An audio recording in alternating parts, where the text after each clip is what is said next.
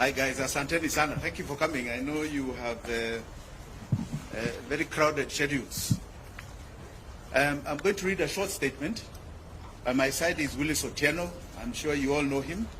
He was my running mate in 2022. Na ako hapa. Let me proceed.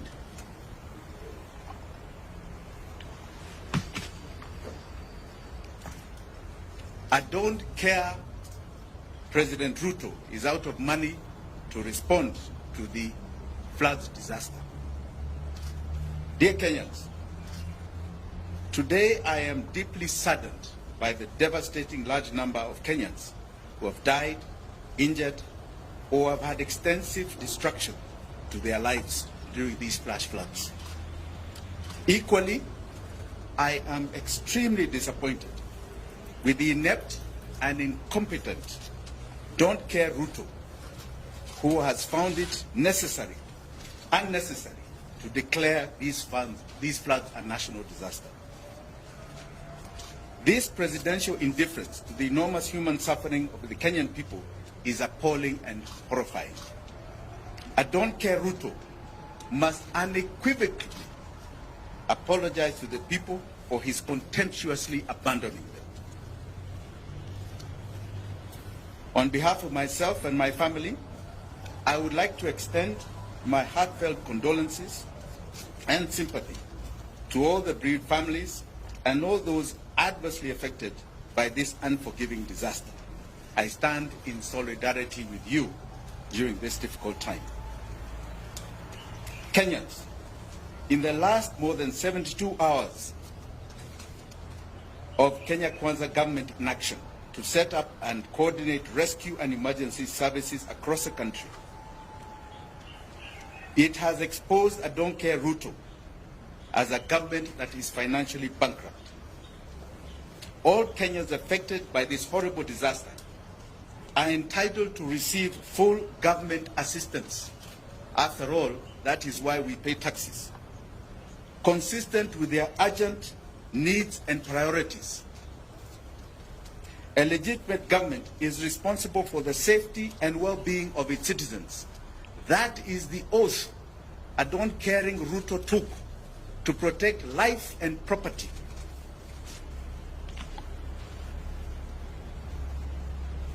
As Ruto does not care, there are many Kenyans who have cared.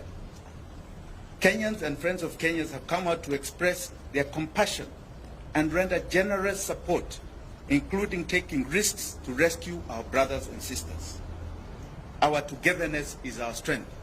I would like to mention just about 3 people here that have stood out across this city of Nairobi.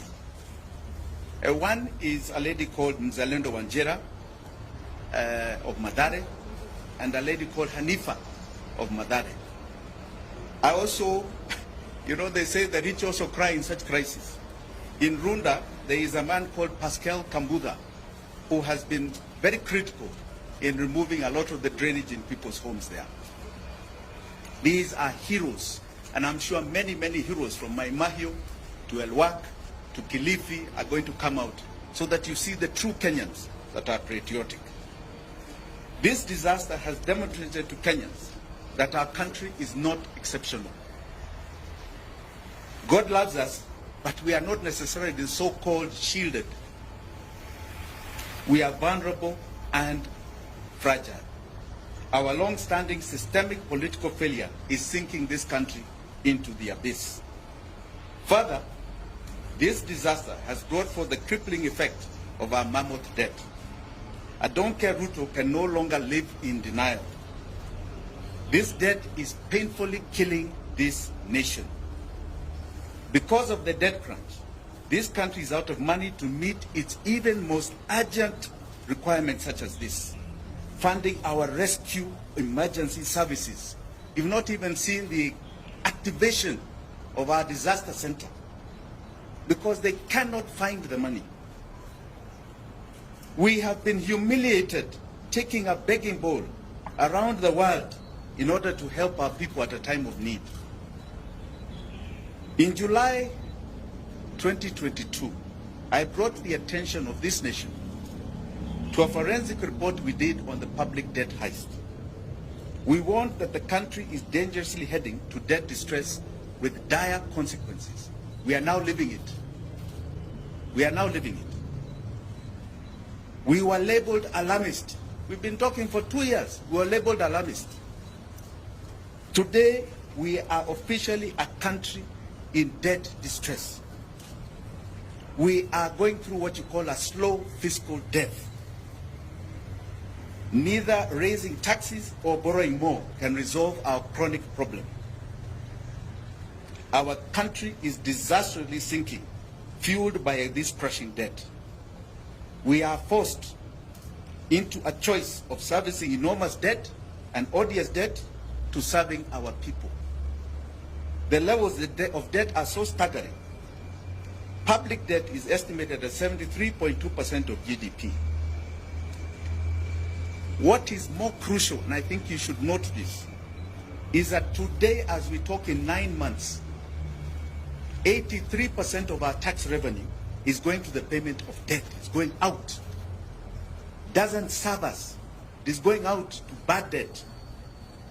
The government has no money to react to our crisis. And unfortunately, the blue-eyed boys of the IMF and Western capitals, even those who are here, are busy telling us that our economy has stabilized. That is a lie.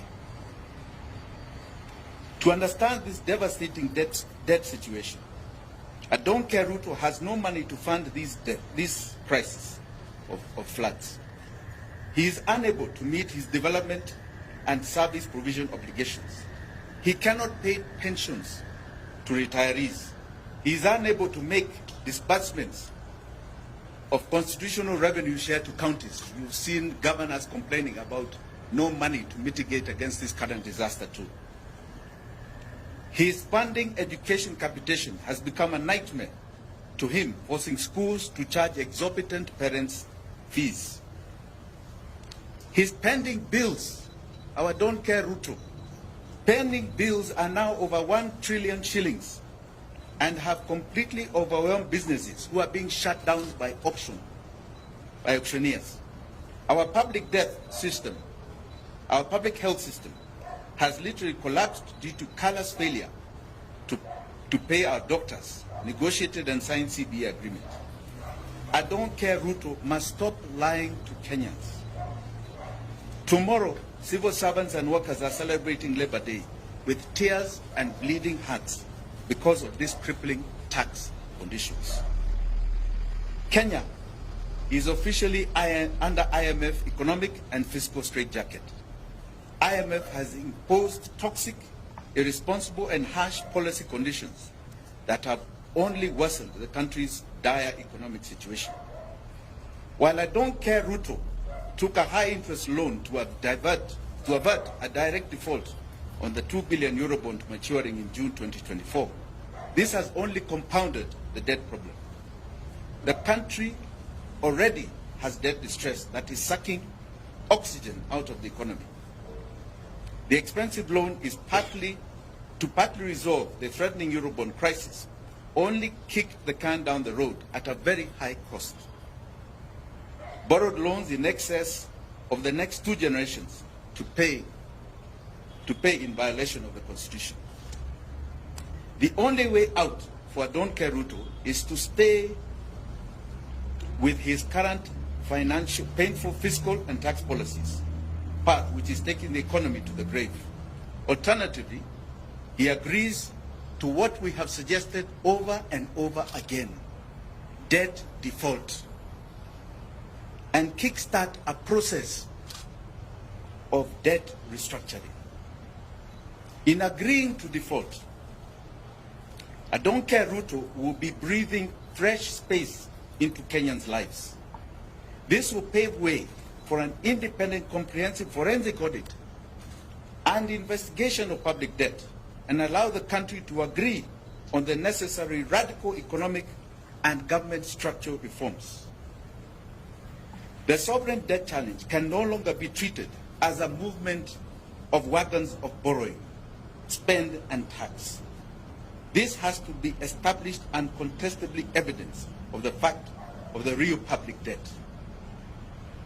The sovereign people of Kenya must get a comprehensive picture of the nature of debt, what it was borrowed for, was it lawful, whether it was utilized for the purpose that it was borrowed, was there value for money, and the authorization to borrow the debt.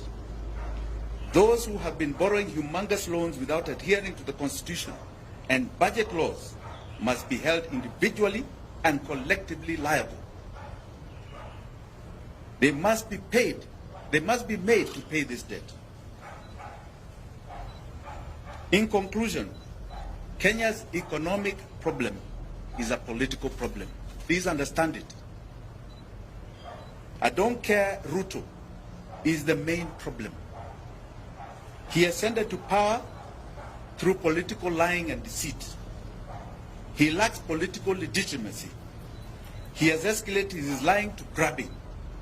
He is lying by grabbing Kenyans' hard-earned incomes through msipende punitive taxation. The gross mishandling of the devastating funds has only confirmed this. He has reached his dead end. Don't care Ruto must go now. Asanteni sana.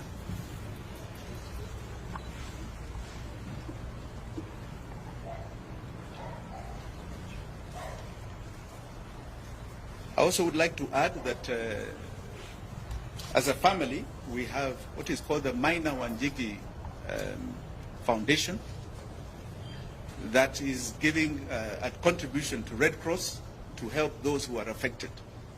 It is a large contribution.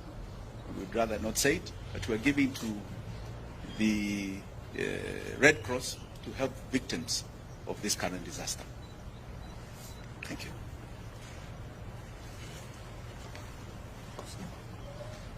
Any questions? No? Okay. Thank you. Until